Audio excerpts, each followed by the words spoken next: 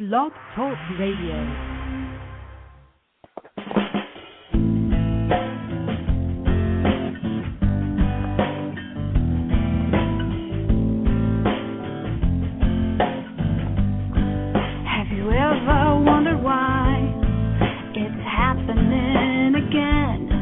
Welcome to MindShifters Radio with your co-host, the Forgiveness Doctor, Dr. Michael Ryce, and his wife, Jeanie. Michael and Jeanie share with you the wisdom of the ancient Aramaic internal process of forgiveness.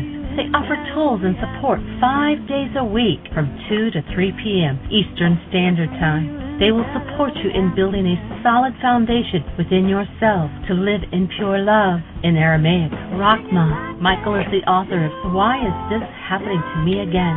For more information on Michael and Jeanie, please visit www.whyagain.com.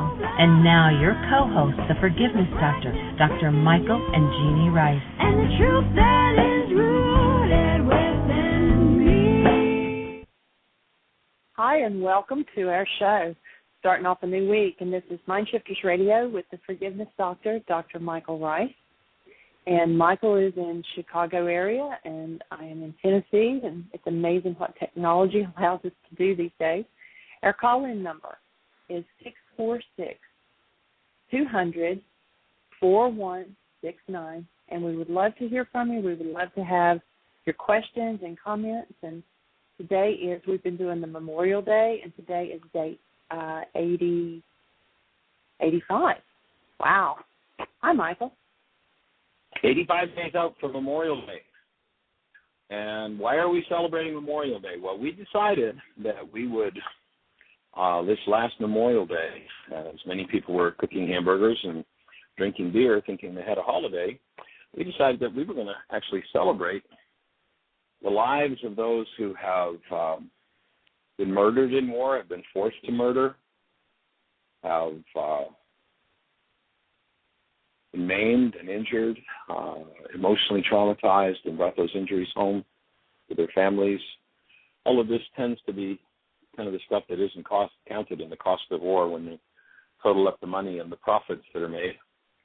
And so we decided that what we would do is every day invite each person on the show to pick one issue, one item that involves some form of hostility or fear in their lives, and to do some forgiveness work around that. And let's start to eliminate the cause of war from planet Earth. Let's start to eliminate the hostility and fear that people project onto others, and hold the belief is, actually I shouldn't say project onto, I should say project into their brain's image of others, and hold the belief that what's going on inside of them, what they're feeling, what their perception is true about anybody but them.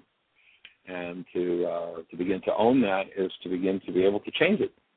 And as we eradicate that root of war, guess what? We're not going to have to be killing people anymore to steal their property or whatever goes on. And so that's our invitation to you today. And if you're not sure what we're talking about forgiveness. We are not having a conversation about how I'm going to let you off the hook because there's something painful happening inside of me. If there's something painful happening inside of me, that means there's something inside of me that I need to deal with. Not that's your fault. Virtually everybody on the planet goes into some form of drama or trauma that looks just like their lives. They do it over and over and over again, relationship after relationship, person after person. If you view a person through the file, they resonate in you, then you get to see your trauma projected into your brain's image of them. And you think it's all their fault, that it's all their fault and that you're feeling what you're feeling. And once you recognize that it's not their fault, that it's something in you, instead of doing the game, basically what happens is people argue, people separate. When people separate, they then do battle with each other, and now we have the roots of war. So is there something in your life that involves some form of hostility or fear that you're willing today to forgive? That's what we're here to support you in. And if you're not familiar with the forgiveness process that we're speaking of, it's the ancient Aramaic internal process of forgiveness as opposed to the Greek external process of pardoning that's been falsely called forgiveness. You can go to our website, www.whyagain.com and freely download the book, Why Is This Happening to Me Again? Lays the whole thing out in a pretty dramatic form. Actually, most people who read the book, it's a conversation between myself and a character named Richard, and most people who read the book say, oh my God, I'm Richard. Or the more common comment is, oh my God, I live with Richard. Because, of course, it's projection. It's all somebody else's fault. But if you go to the right-hand side of the home page, you'll see a link that says Download Worksheets. Click on that link. The first 4 items on that page will give you a copy of the new Chapter 24 from my book, Why Is This Happening to Me Again? A PFD. PDF download of that chapter. And the second link will give you the actual worksheet copy. The third link is a video or an audio MP3 that you can download freely and listen to somebody being walked through the whole worksheet process. In 25 years of developing this work, it's the most dramatic, I think, worksheet I've ever seen somebody do. And then there's the fourth link is another worksheet, actually that just happened on Friday, and it's an awesome demonstration of the principle of how projection works and how to stay on track, how to keep bringing yourself back on track. And we thank Richard for his courage of calling us and allowing us to support him in staying on track with the work that he wanted to do around an issue that was happening in his life. Richard's a friend that was here at Heartland, for the 9-day Why Is This Happening to Me Again intensive, and is going to come next year to become a teacher, go into teacher's training. So anyway, Jeanie, anything happening in the chat room we need to know about? Any callers? Actually, I refreshed my computer because it's really strange. There's only Tim and myself and 2 guests on the chat room, and usually there's a whole bunch of people. So I thought, well, maybe I'm disconnected or something and don't know it. But so the chat room's running slow, catching on this afternoon. We do already have a hand up on the switchboard, though, if you're ready for our first call. Let's go for it. Okay, area code 607. Who do we have? It's Richard again. How you doing, Michael? Well, hey, young man, I'm blessed and highly favored. How about you? Blessed and highly favored. How's the follow-up from that worksheet on Friday happening in your world? Well, it's been, it's definitely enlightening for me, and certainly feeling a lot better. And of course, I had to do a few other worksheets around some other issues too. But I came up with an acronym this morning for Christ. Uh-huh. You want to hear it? Sure. Yeah, go for it. So C is for conscious. H is for healer. R is restoring. I is individuals. S is sanity. And T is truth. So conscious healer, restoring individuals, sanity to truth. That's awesome. You like that? Cool. Yeah, I do. Is it copyrighted? Can I use that? Sure. I was going to say we could call you a Christ because that's what your work does. There you go. You're a conscious healer restoring individuals to sanity and truth. That's our plan, every mind, heart, and being on the planet. Oh, so you can copyright Yeah, it. I give you permission to use it. Thank you. All right. Take care. Have a good day. Okay, thanks. Blessings. Bye-bye. Bye-bye.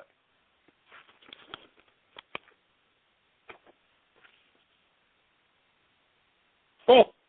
So is Dr. Tim on the line? He is. Oh, I heard him. I'm here. Yeah, we had a fun day yesterday. Yes, it was quite the day. Thank you for your welcome. Well, thank you so much for being here. It's a thrill, and people got more than their money's worth last night. I think it was probably one of the top 2 or 3 live presentations I've seen you do. You were in the groove. Yeah, it's definitely fun when we're on target, isn't it? Yeah. You know when you're on it. So. Yep, I've gotten some fabulous feedback already this morning from people who were there last night. So hopefully they'll be returning this evening and bringing friends with them, and we'll have a packed house. That'll be the idea. Yeah, we had a pretty nice group yesterday, and definitely folks were prepared and had brain cells ready, and the space just really rocked. And I think we ran over about 45 minutes, and I think we could have done another 3 hours, and everybody would have just stayed right there because it was the energy was really moving. That was awesome. So I thank you for your support in putting that together. The invitation to come here. It's been a while since we've been talking about getting back here for quite a while, and so I'm glad it's working. And I certainly thank Reverend Ann and Norm for creating the space for us to be at their center. And for anybody who's in the Chicago area, we're presenting the next 5 nights in a row from 7 to 9:30, free series of workshops. Tonight will be on creating consciously. Tomorrow night, healing through relationships. The next night, circle of life and how to play it. Thursday will be codependence to interdependence. And we've got some new information, some new material in that one, so that'll be an exciting evening. And then Friday night will be naturopathic keys to health. Saturday we'll be doing an all-day. Those 5 are all free. And then Saturday we do have, when we travel, one workshop that we charge a fee for. And so we'll be doing that one Saturday starting at 8 in the morning until probably, depending on the size of the group, sometime around between 5 and 6. It's MindShifters and Still Pump Breathing. So if you want to join us for any and all of those, please plan to do it. We're here. And we should mention that we should also mention that the location is just a 2-block walk from the train station in Cary, Illinois. If anybody wanted to take public transportation out. So yeah, there's an easy way to get here from anywhere in Chicago. Just jump on the train, and it'll bring you right out to Cary, and a little short 2-block walk in a really beautiful little town. I've never been to Cary before, and it's just this quaint little, village-like atmosphere, very sweet energy, and beautiful, beautiful place. So, and thank you, Tim, and Christy for the space you created for me to be here. I just sat out in the sun the last 20 minutes or so, getting some sunshine, and this beautiful backyard with these awesome trees. I actually went out and picked a tomato and had a tomato sandwich for breakfast, lunch, and so thanks for creating the space, and thanks for having those gorgeous, delicious tomatoes in the backyard. I stole one this morning. That's okay. That was the first one of the season. Did you get a gold one? Oh, really? Did you get a yellow one? No, that was a red one. Okay. They were beautiful. Very tasty. So I got the first tomato of the season. Oh, my goodness. Yeah, you are blessed in more ways than one. Oh, man, you're not kidding, for sure. So is there anything in particular to share about yesterday's Why workshop? Anything that I was actually thinking about it this morning, the way the workshop came together yesterday. And you've heard me say this before, and I think it's getting to the place where, I'm finally learning how to teach this stuff. And really, it's from the point of starting to understand Yeshua's Aramaic idea of forgiveness and the how to do it. It's taken me about 25 years looking at neuropsychology, looking at physics, looking at the theological ideas in the Aramaic. It's taken me about 25 years to get to the point of understanding the why and how it works, which I think is the key to inspiring people to do something that's totally illogical and totally rational to the normal mind, and seeing how and why it works. And so it's definitely been a long-term study to get to understanding how to explain it in a way that people go, oh, well, that makes sense, as opposed to, here, do this crazy thing and see what happens. Which, when I first started, that was basically it. It's like, kind of do this crazy thing, had no idea why or how it worked, just knew it worked, There are actually a bunch of reviews on Amazon.com of my book, and one of the reviews talked about how they, somebody gave them the book, and that they were like, so what? And this person, invited them to read the book and then to do some worksheets. And so they agreed to do some worksheets. And on the review, I forget exactly how they say it, but on the review, it's like, I didn't really get it in the book, but I did the silly-ass worksheet. My God, it works. I don't know why. I don't know how. And I was realizing this morning that I've spent 25 years of my life getting to understand the why and how of it.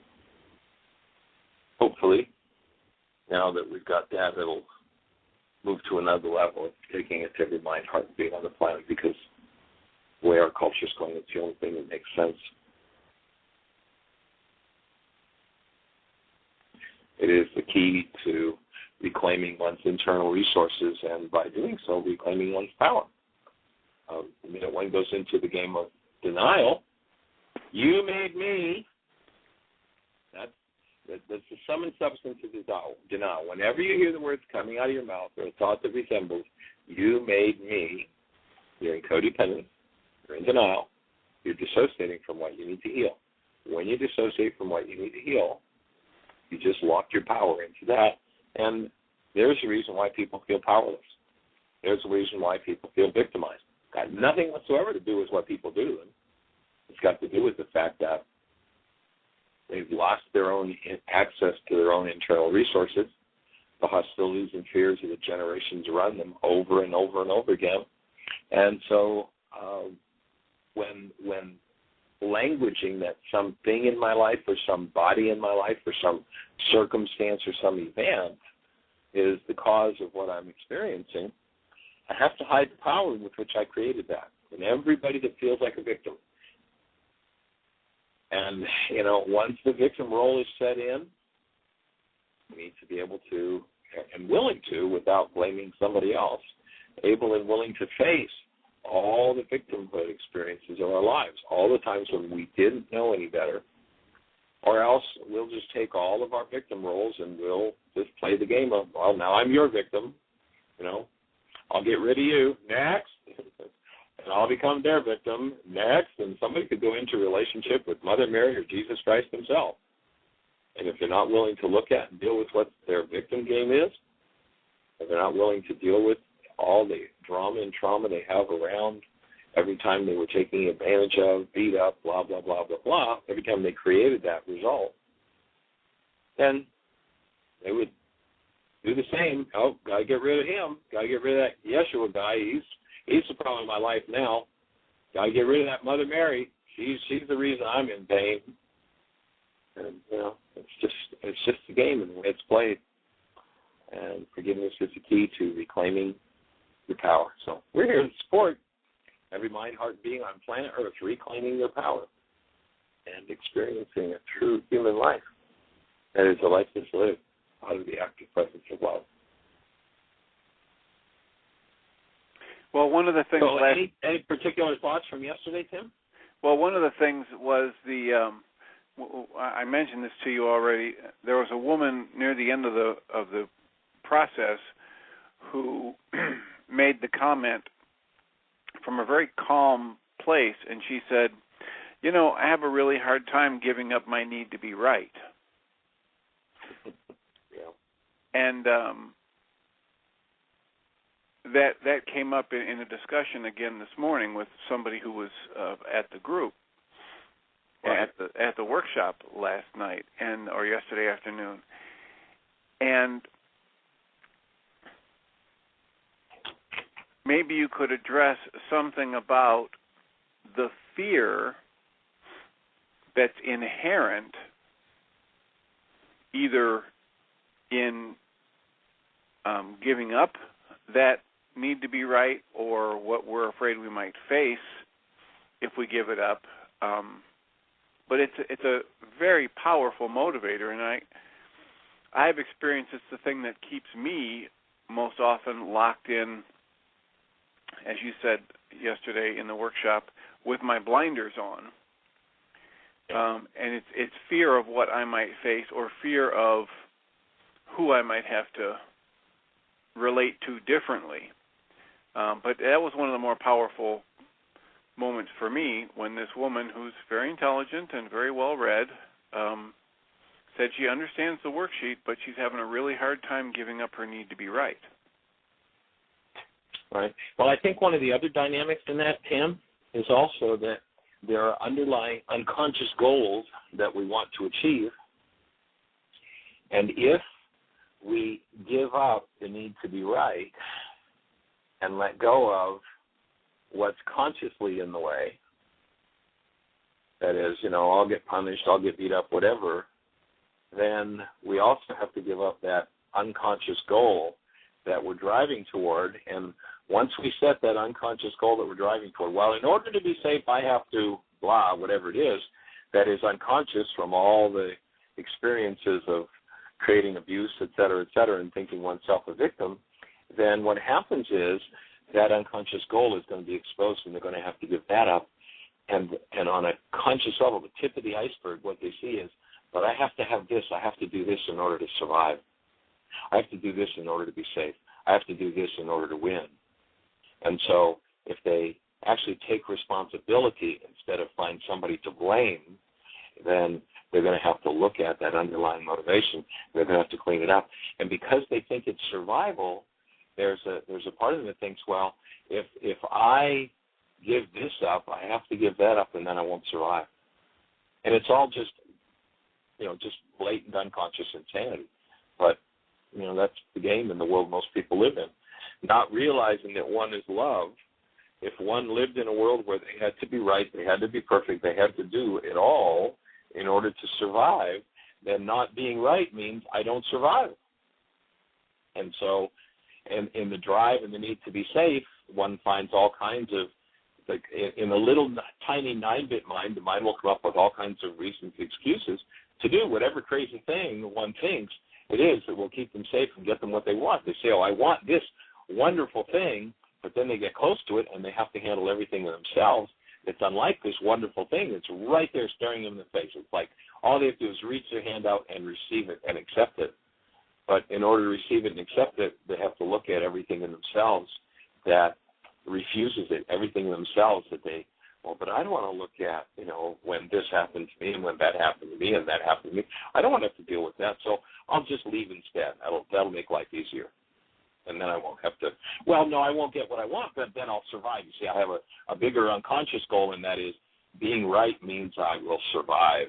And, being right means you just killed yourself. You just died, because your human life is not about being right. Your human life is about being loved. And what you can't be loved for is what your issue is. But the game is always, no, it's somebody else's fault that I'm doing it this way.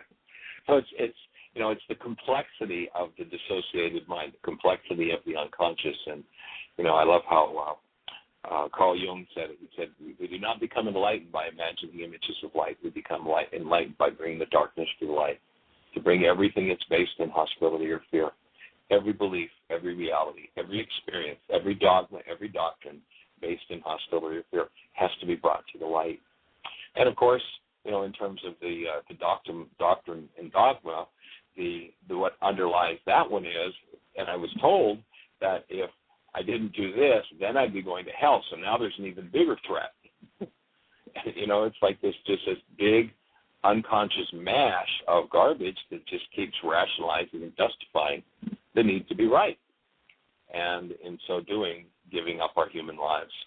The whole basis of this work is to reclaim your human life from all of that, to undo all of that, and let go of the unconscious motivation to drive us away from the very thing that we say we want. So it's just an interesting game. Well, and it a makes fun sense. one to play. Well, it's fun when you get it. It's not so much fun until you do. That's true. And that's true. And there are those for whom the healing process is motivation enough to just stay in that denied and dissociated space. But for those of us who get tired of that, we're very grateful for tools like the ones you present. Yeah, I understand. I hear you loud and clear. And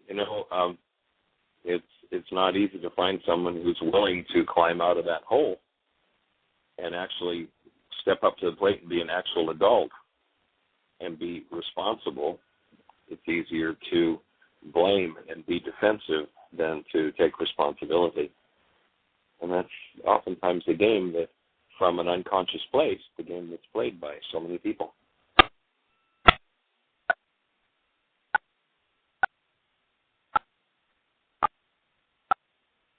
I hear a strange clicking in the background. Does anybody know what that is? I'm hearing it too. Jeanie, are you still with us? It's not at my end. Okay, are you still with us, Jeanie? Hello, Jeanie. Well, I wonder if her phone just went out or something. I don't know. So, anything else in particular strike you from the workshop yesterday? Well, there was someone who was asking about, and it was a wonderful example. Someone else this morning mentioned it, that there was a woman who had a tremendous amount of anger and frustration over someone not sending her the key to a padlock. Right. And the fact that she didn't have that key to that padlock and that this person wasn't sending it to her in a timely manner had her very angry and upset, because it meant that she was going to have to go out and buy a new padlock, cut off the old one and buy a new one. And days and days and days of emotional trauma over a $5 padlock. Maybe. And of course, and it was very courageous of her to bring that up. And then as she got it, it's like, oh, so here I am being driven by my power person behavior. My mother did this, was in that, anything that didn't go exactly her way would go into all that hostility, fear, criticism, blah, blah, blah, blah. And so here's this woman who's got all this trauma going on with Mom, and Mom's still doing it with her. And she turns around and does it over a lousy $5 walk. And, it was just, I think it was cool the way it kind of came a full circle, and that it became a lasting, a thing to laugh at. I was like, oh, my God. And then as we pointed out, the dynamic, and, most people will totally deny and not want to face that they're doing the behavior of their power person. They'll make excuses for their power. Oh, my power person wasn't that bad. Well, no, it was actually me. There'll be excuse after excuse after excuse when they do it, and they keep on doing it when they make those excuses instead of stopping and going, here I am. Am I in a connected space of love right now? Well, I'm only not in a connected space of love because of you. Excuse me. Am I in a connected space of love right now? If I'm not, then I'm probably doing my power person behavior. And, no need to defend your power person. They're doing just fine. No need to defend them. It's you that suffers from it. And once you recognize that, you and everybody around you that you projected onto, and once we recognize that, then once again we have the opportunity to get conscious, change the dynamic, and step into the human life.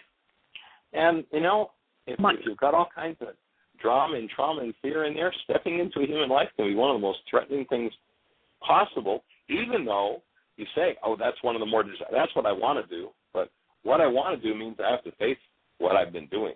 Jeanie, did I hear your voice kicking in there? Yes, we have 2 callers on the line. Oh, awesome. Well, let's hear from them. Okay. First caller, area code 541. Who do we have? Oh, this is Julie. Hello. Oh, hey there, young lady. How are you? Julie, I'm good. Thank you. Uh-oh, was I being cut off? I You're haven't there. heard from you. Yeah, I'm kind of here. I kind of hear you. Okay, what's happening? Not hearing you. Oh.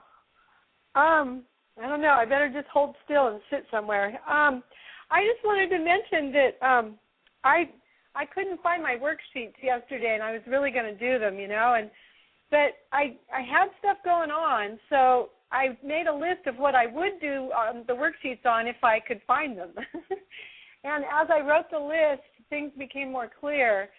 And one thing I learned yesterday was, as a child, I was punished by being sent to my room, and if I mouthed off or yelled back or was actually trying to be heard, I think, if I kept it up, I got another day added and another day added, and so it got up to 4 days one time, and I just sort of I didn't know how to deal with that, as a child. And what I'm learning and uncovering now is how I dealt with that. And I can't even remember what it was that I wanted to be heard for, but I have had a pattern of frustration of not being heard in life. So that is starting to release. That has been actually ever since, Michael, you did your workshops here a few months ago. But what I realized yesterday was that I have been replicating punishing myself. I hold myself back. I distract myself, because what I did for 4 days in my room is I rearranged furniture, I cleaned out my closet, I made everything neat and orderly, and then I was still there, and it was like, now what? And I didn't have any goals. I was just doing my time with no rhyme or reason, and the issue that got me there never got resolved. So my whole life I've been replicating. That is an awesome catch, Julie. That's fabulous. That's going to change your life. I think so. To recognize, because so many people spin their wheels, that it just like, that's just such an awesome piece of information that there you are in your room, and you have to play something out. So here you do it, and here you are, what do you know, 24, 25, so 20 years later doing the same thing, right? Well, later than that, but yeah. And, and it's like that was a nonviolent form of punishment, and it basically kept me out of my parents' hair. I didn't get to have an issue resolved. There was no closure. It was just I had to learn a lesson. And what I learned was how to punish myself. So I'd offer there was nothing nonviolent about it. That was anything that shuts the being down is a violence against being.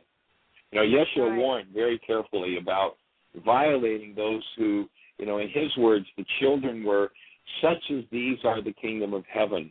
And anybody violates those verbally, emotionally, physically, and, not allowing any space for expression of who you are and locking you away is a violent form of punishment, and then just doing the same behaviors that you hope will help to make you survive, will help, people who do and do out of guilt and fear, and they just keep doing it and give up their human lives and, of course, blame somebody else for it because, of course, I'm only doing this out of guilt and fear because of what you said to me and what you did to me.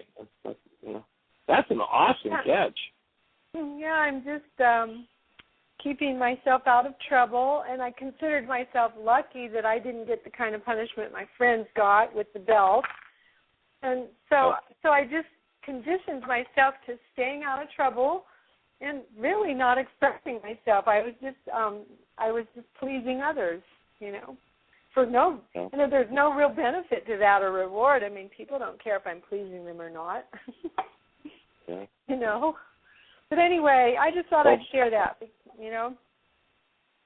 So let's create a world. Let's join in mind right now. Yeshua says where two or more are gathered. Let's join in mind, and I'm inviting everybody that's on the show right now. Let's join in mind in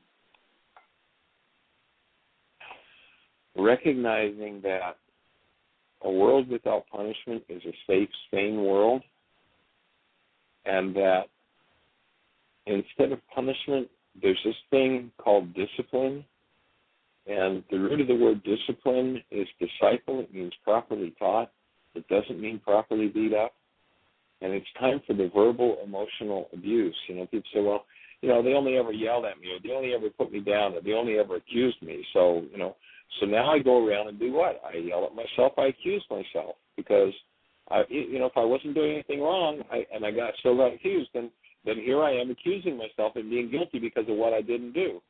And then dissociating from that, because it's pretty painful if it's going on all one's life, of course, one has to find somebody to blame for that. And once they find somebody to blame, well, all you have to do is get away from them, and then everything will be okay, right? It's just, it's like a crazy, insane cycle. Well, and blaming myself is probably what I did, because I remember the question that helped open this up was, why am I so bad to myself? Why am I so hard on myself? And then that opened my unconscious. So, and that was what I was going to do a worksheet on, even though I couldn't find them. So, your worksheets work regardless. Yeah. I have a secret for you. Mm-hmm. Anytime you can't find worksheets, all you do is jump on the website, and there it is. You can just print it right off, right there in front of you. Easy as ABC. You would think I was online around here, but I'm not. But I'm getting there. I'm getting up to speed. Cool. I've got to run because I'm expected somewhere. Okay. Blessings. Okay. All right. Thanks for the call. Thanks for that insight. Though. Yeah, that's powerful. Awesome. All right. Blessings. All right. Bye. Thank you. Good job, Julie. Okay, we have another caller, area code 603. You're on the air. Who do we have? Good morning. This is Lynn. Well, hey there, young lady. How are you? I'm great. And you? Awesome. I'm just rocking right along. We're enjoying Chicago. I can Beautiful tell sunny that. day. It's probably about 70 degrees. It's just an awesome day. Well, first I want to thank you for these talk shows every weekday. I've been on most of them, at least part of them, not necessarily online, but on the phone, and it really is wonderful, and it helps me keep moving with the work. So, thank you for having this available. That's exactly our plan, and it really fills a hole in for us that has been in this work for the last 40 years, and that was when we traveled to a city and moved on. That if the support group didn't start, then where did people get support? And so it's really just fabulous. It's our blessing to be able to have a way to offer that support to any, and the fact that it's on the internet, that anybody on the planet can tap in. It's just it's an awesome blessing, and we certainly appreciate the opportunity to do it. And that was facilitated or assisted us by the Angel Radio Network, who is run by a lady named Cary. So, Carol, we thank you and we appreciate you. And thank you for saying thank you, Lynn. Thank you. I'm stuck. I had a situation last week where I called an insurance agency about a claim, and when I learned that my insurance didn't cover that particular service, I just lost it. I got rude. I yelled. Okay, I've done worksheets around the agent and the insurance company, but what I'm stuck with is shame. And I don't know how to do a worksheet on shame, and I don't know how to move this energy that I've been carrying since then. Yeah. Well, the first place I would go would be to look at perhaps starting with a worksheet on yourself, where you're the object of attention, and the fact that you didn't take responsibility for making sure you were covered for something. You didn't buy the coverage, so of course the insurance company couldn't give it to you if you didn't buy it. So if you look at that, I bought coverage. I bought coverage, but it didn't cover what I was submitting a claim for.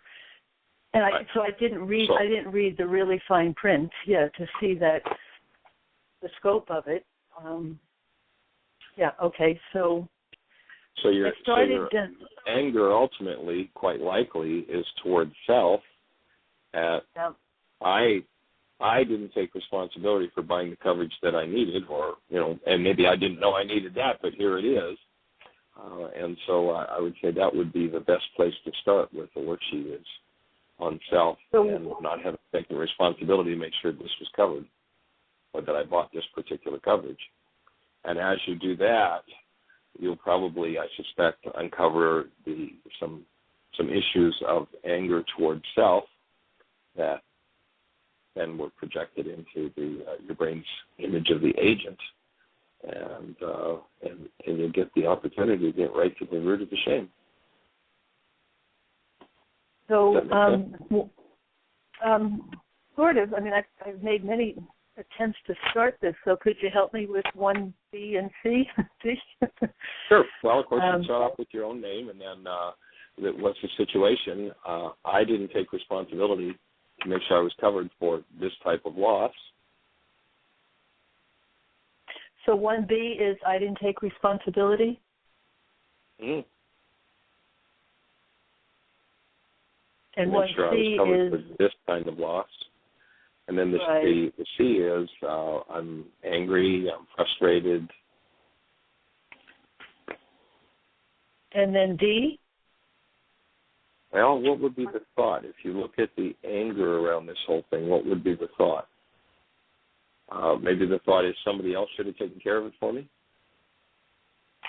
Mm-mm. Well, you pointed the anger at the agent, right? Right. So if you're pointing the anger at the agent, then, you know... the thought is that whoever I'm pointing, in our codependence work, we get into the idea that whoever I'm pointing my anger at is the person I want to be responsible for and change my mind. Okay. So then, if that fits for you, then the thought would probably be something along the lines of, I wanted the agent to be responsible for what I do. Okay. Or, I couldn't get past 1C. Yep. Yeah. Mhm. So that would be one. Another. So did you mark that one down? Yep.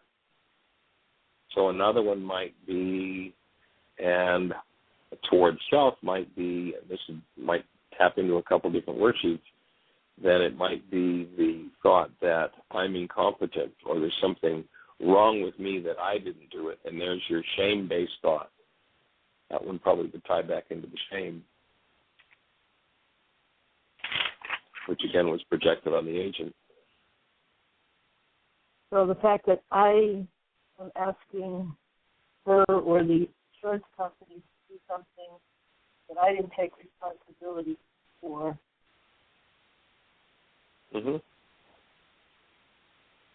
And then when you get down to 3, what's your goal? My thought is that this should have been covered. They should have covered this. Right. And but when you bought your coverage, you didn't take responsibility or ask for that specific coverage, or that's what you would have bought, right? Right, or I wouldn't have bought it if they didn't offer that coverage. Right.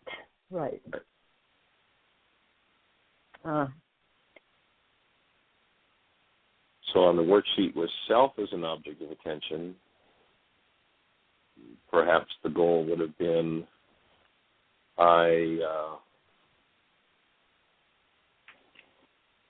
I should have made sure this item was covered.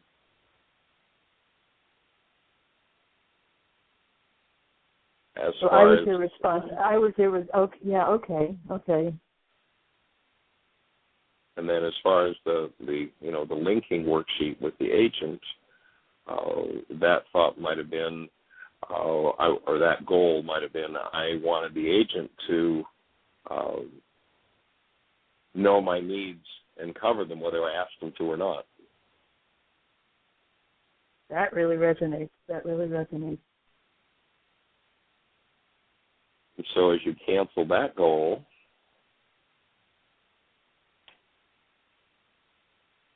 how many times in your life has it happened? How does it look like your life to have situations where you presume that somebody else knows your needs and you don't put them forward? You don't take responsibility for speaking of them. That really resonates. And so I cancel my need for the agent to read my mind, and I cancel my need for someone else to be able to be responsible. Right. Yeah. Right. And as you cancel that, I notice many situations in my life that I get very frustrated because something doesn't go my way.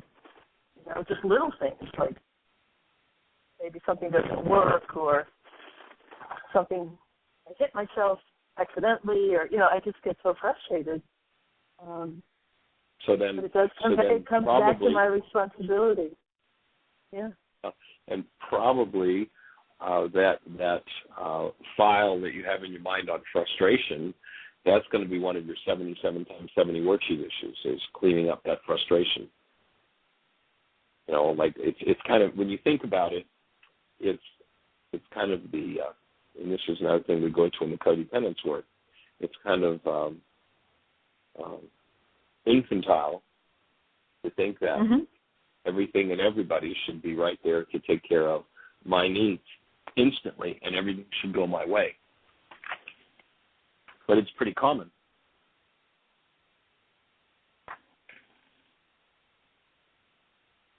Well, my mind goes to, why am I stuck there? But that's doing the piece, worksheets on the frustration. Excuse me, I lost you. Could you say that again? I couldn't hear you. Could you say that again? Okay, yeah. My mind goes, what's behind being stuck there, expecting the world to be there for me in every big and little way, for everything to happen according to myself, you know. And I'm just looking. Let me see. There's a great quote. I'm just going to get my brain there and find it on my computer.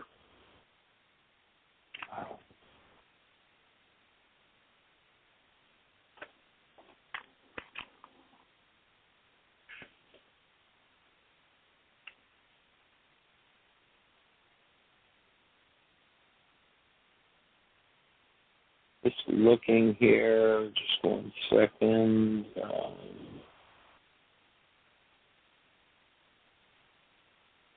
So you know the quote I'm thinking of that we use? I think it's in the Purpose Workshop.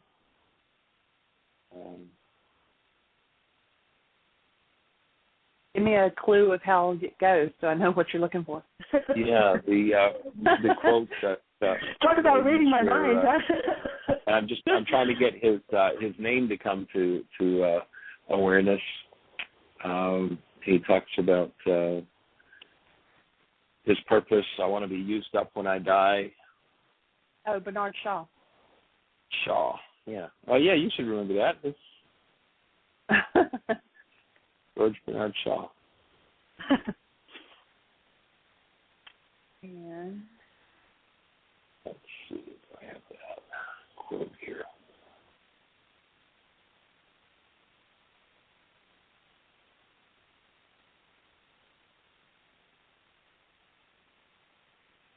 Oh, here it is. I've got it.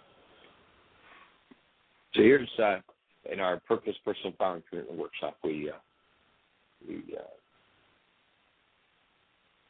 let's see.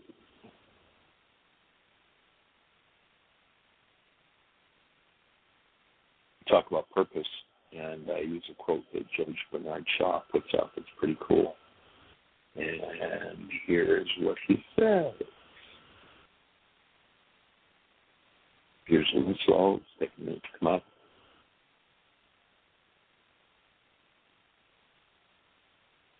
Oh, come on, computer. There you are. So this quote is entitled "The True Joy of Life," and so here's what Shaw says.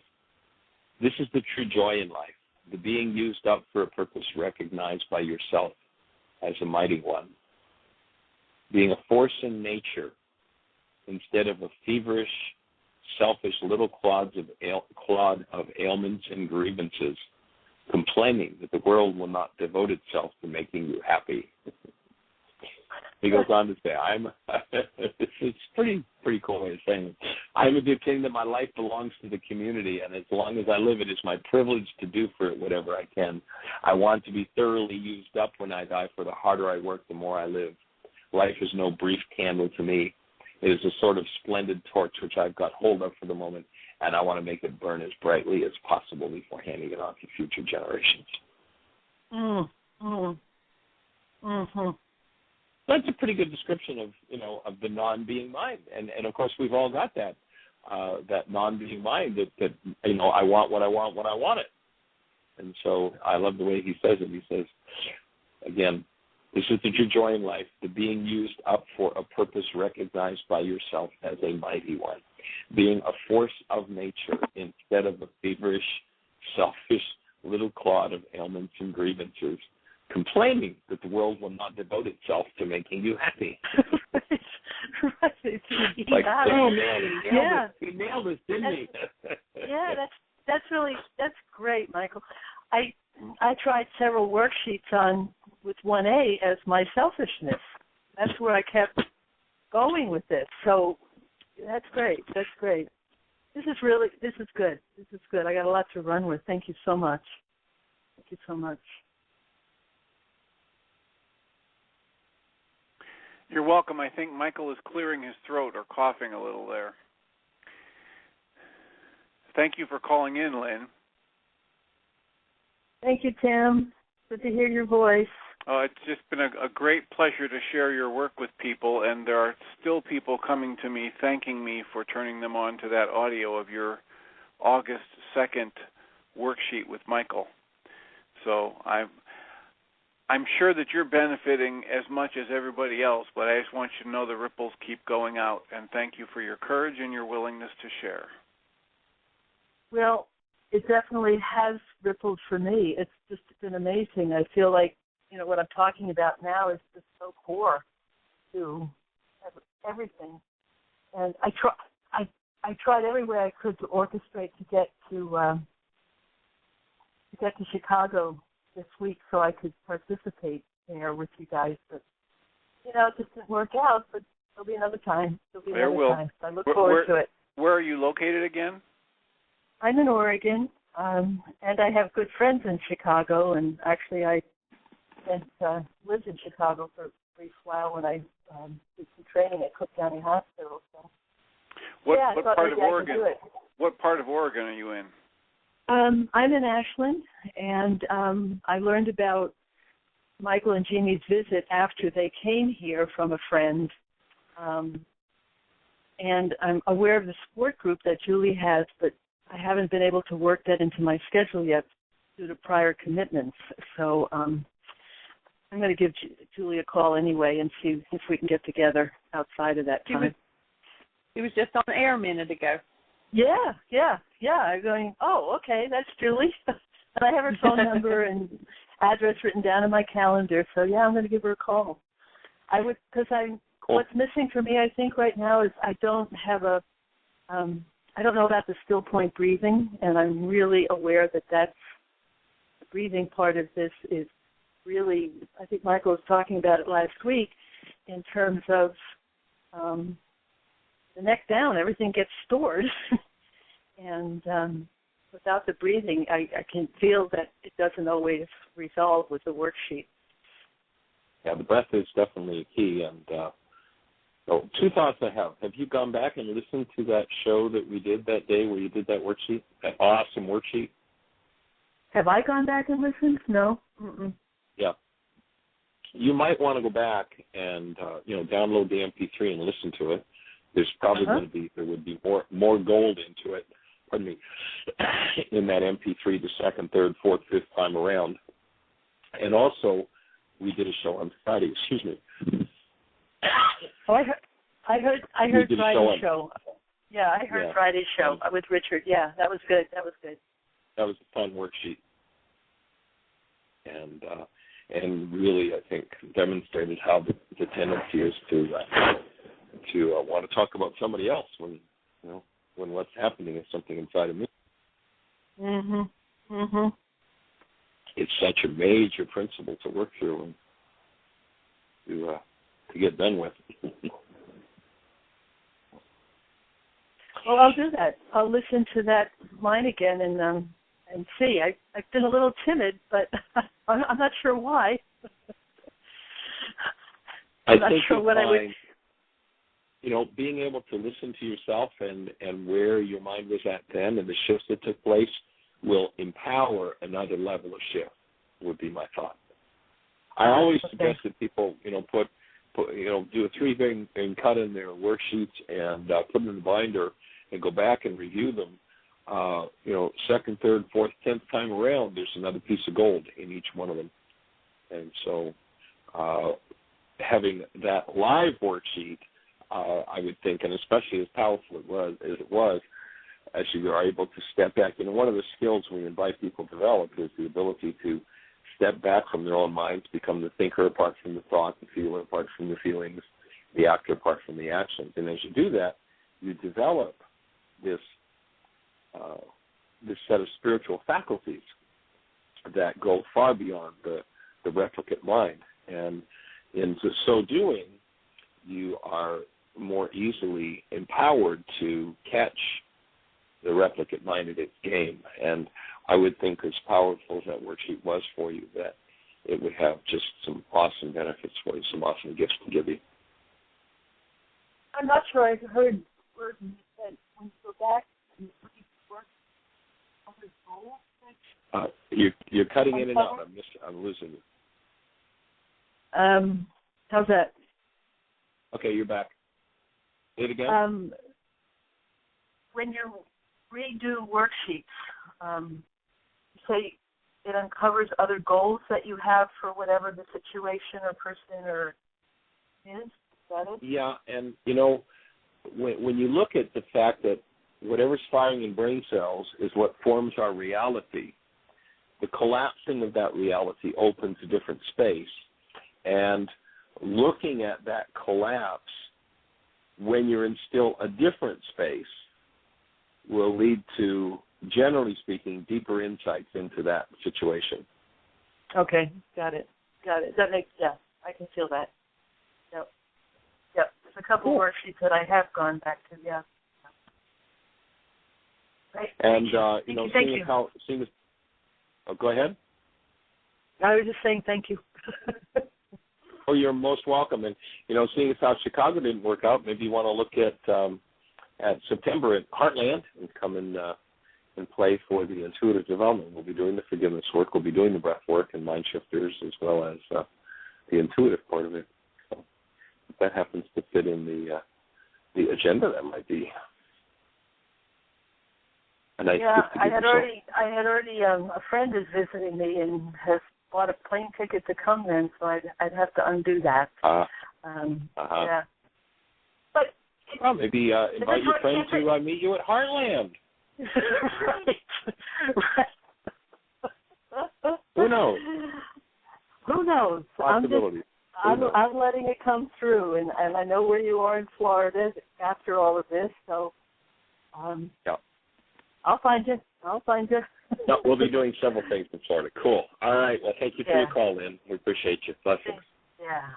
Thank you. Bye-bye. Bye-bye.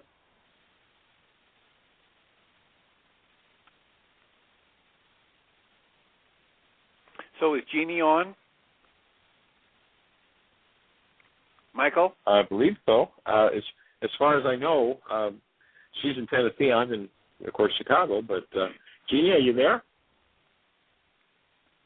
I don't know whether she's having some phone problems because she seems to have disappeared once or twice.